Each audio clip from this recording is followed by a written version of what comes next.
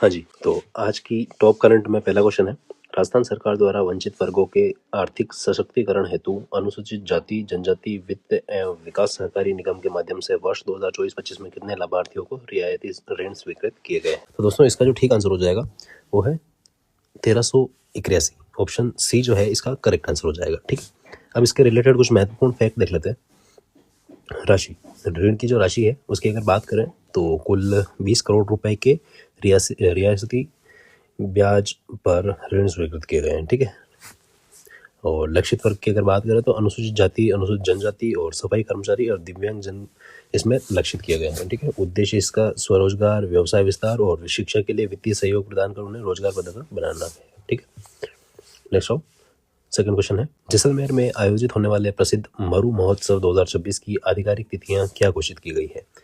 तो दोस्तों इसका जो ठीक आंसर हो जाएगा वो है 29 जनवरी से 1 फरवरी। ऑप्शन बी जो है इसका करेक्ट आंसर हो जाएगा। ठीक है, इसके कुछ फैक्ट देख लेते हैं। शुभारंभ जो है इसका 29 जनवरी को पोखरण मुख्यालय पर नेपालेश्वर महादेव मंदिर पर आरती के साथ शुरुआत होगा। ठीक है, पोखरण में नेपालेश्वर महादेव मंदिर। ठीक है, और 29 जनवरी को शुरू होगा। ठीक है, अवधि जो है वो 4 दिवसीय सांस्कृतिक समागम होगा इसका। ठीक है, नेक्स्ट बढ़ते हैं आगे। पशुपालन विभाग द्वारा उन्नत वर्गीकृत सीमन तकनीक के माध्यम से कृत्रिम गर्भाधान कराने पर बछड़ियों के जन्म की संभावना कितने प्रतिशत तक बढ़ गई है। तो दोस्तों इसका जो ठीक आंसर हो जाएगा वो है 85%। ऑप्शन सी जो है इसका करेक्ट आंसर हो जाएगा। ठीक है, अब कुछ फैक्ट देखते हैं। अनुदान, अब अनुदान की बात करें तो कृत्रिम गर्भाधान पर मिलने वाले अनुदान को 50 से बढ़ाकर 75% कर दिया गया है। ठीक है, तो ये प्रतिशत का आंकड़ा आपको सीधा सीधा पूछ सकते हैं। पशुपालक व्यय, पशुपालक को प्रति स्ट्रॉ मात्र 70 रुपये का व्यय वहन करना होगा। ठीक है, और विशेष इकाई की अगर बात करें तो जयपुर के बस्सी स्थित फ्रोजन सीमन बैंक में अत्याधुनिक वर्गीकृत सीमन उत्पादन इकाई स्थापित की गई है। ठीक है, नेक्स्ट चलते हैं। तो प्रेरणा अभियान 2.0 के तहत लाभार्थियों के स्वास्थ्य एवं शिक्षा पहचान सुनिश्चित करने के लिए किन डिजिटल आईडी का निर्माण करने के निर्देश दिए गए हैं। तो साथियों इसका जो ठीक आंसर हो जाएगा वो है अपार आईडी और आभा आईडी। ठीक है, ऑप्शन बी जो है इसका करेक्ट आंसर हो जाएगा। ठीक है, अभियान का नाम याद रखना, प्रेरणा अभियान 2.0। ठीक है, लक्ष्य समूह की अगर बात करें तो गर्भवती महिलाएं, धात्री महिलाएं, 0 से 6 वर्ष के बच्चे और आकांक्षी जिलों की किशोरी बालिकाएं। ठीक है, और इसमें अभियान के मुख्य घटक और नवाचार के में देखें तो प्रमुख योजनाएं हैं इसमें। इसके माध्यम से प्रधानमंत्री मातृ वंदना योजना, मुख्यमंत्री मातृत्व पोषण योजना और मुख्यमंत्री अमृत आहार योजना का लाभ अंतिम पात्र व्यक्ति तक पहुंचाना लक्षित है। अम्मा कार्यक्रम, कुपोषण प्रबंधन के लिए इस कार्यक्रम के अनुसार SAM और MAM बच्चों की पहचान की जाएगी। ठीक है, SAM यानी अति कुपोषित और MAM यानी मध्यम कुपोषित। ठीक है, और प्रथम 1000 दिन गृह भ्रमण के माध्यम से शिशु के जीवन के पहले 1000 दिनों के महत्व पर जागरूकता बढ़ाई जाएगी। शाला पूर्व शिक्षा, आंगनवाड़ी केंद्रों पर 3 से 6 वर्ष के बच्चों की नियमित उपस्थिति और पंजीकरण सुनिश्चित करना इस अभियान का मुख्य ध्येय है। डिजिटल मॉनिटरिंग, 100% सर्वे की एंट्री पोषण ट्रैकर ऐप पर की जाएगी।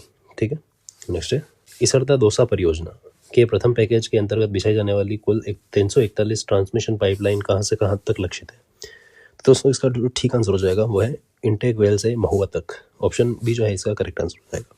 ठीक है, बढ़ते हैं आगे। तकनीकी विवरण, प्रथम पैकेज में 225 MLD का फिल्टर प्लांट और 2 स्वच्छ जलाशय इसरदा व बगड़ी का निर्माण भी शामिल है। अब पैकेजवार विकास के मुख्य तथ्य देख लेते हैं।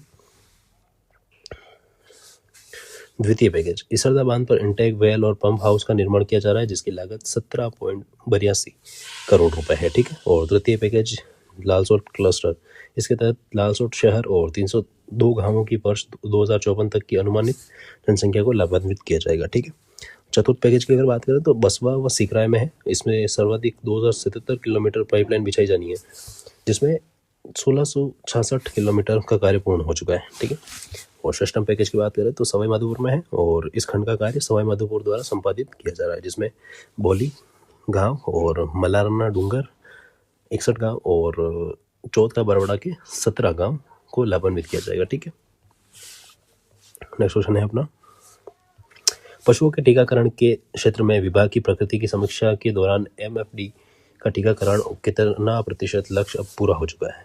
तो इसका जो ठीक आंसर हो जाएगा दोस्तों वो है 82%। ऑप्शन सी जो है इसका करेक्ट आंसर हो जाएगा। ठीक है, अब कुछ फैक्ट देखते हैं इसके रिलेटेड।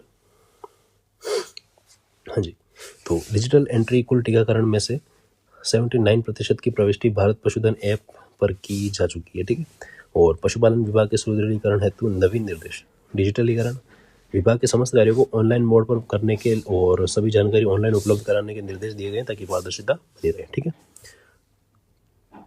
और मोबाइल वेटरनरी यूनिट, सुदूर क्षेत्रों में प्रभावी सेवा हेतु सभी यूनिट्स की जीपीएस के माध्यम से मॉनिटरिंग की जाएगी और लाभार्थियों से फीडबैक लिया जाएगा।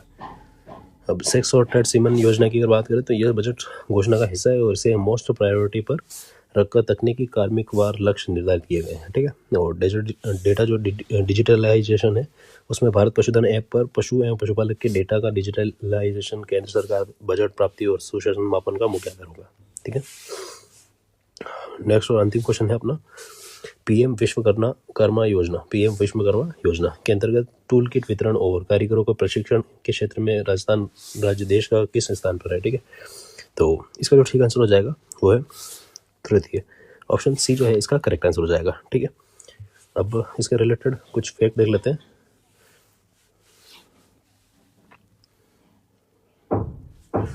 प्रथम स्थान स्वर्णकार, हथौड़ा एवं टूलकिट निर्माता, कुम्हार और मूर्तिकार श्रेणियों में पंजीकरण के आधार पर राजस्थान प्रथम स्थान पर है।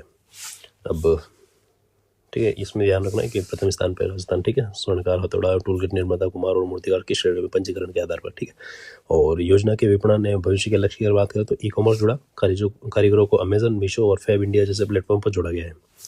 देख लो, ऑनलाइन जोड़ रहे हैं कारीगरों को। ठीक है, और ऑफलाइन बाजार की अगर बात करें तो विपणन हेतु कारीगरों को दिल्ली हाट और रेलवे स्टेशनों पर स्थान पर उपलब्ध कराया गया है। वैकल्पिक सहायता की अगर बात करें तो पीएम विश्वकर्मा योजना से वंचित लाभार्थियों को राज्य सरकार की मुख्यमंत्री स्वरोजगार योजना के तहत ऋण देने पर भी चर्चा की गई है। अब निर्देश की बात करें तो बैंकों के साथ समन्वय कर ऋण स्वीकृति बाधाओं को दूर करने और टूलकिट वितरण में तेजी लाने के निर्देश दिए गए हैं। ठीक है, तो ये थी दोस्तों आज की करंट अफेयर की क्लास। उम्मीद करता हूँ ये आपके लिए काफ़ी हेल्पफुल रहेगी और रोज़ाना ऐसी ही क्लास से जुड़ने के लिए हमारे चैनल को सब्सक्राइब करिए। ठीक है, और करंट की पूरी प्लेलिस्ट बना रखी है। अगर आपने कोई भी वीडियो मिस किया है, अगर आप भी चाहते हैं कि कोई भी पहले की करंट अगर आपकी बाकी है तो वहाँ से आप देख सकते हैं। ठीक है, चलो मिलते हैं अगली क्लास में, तब तक के लिए थैंक यू और आपका दिन अच्छा रहे।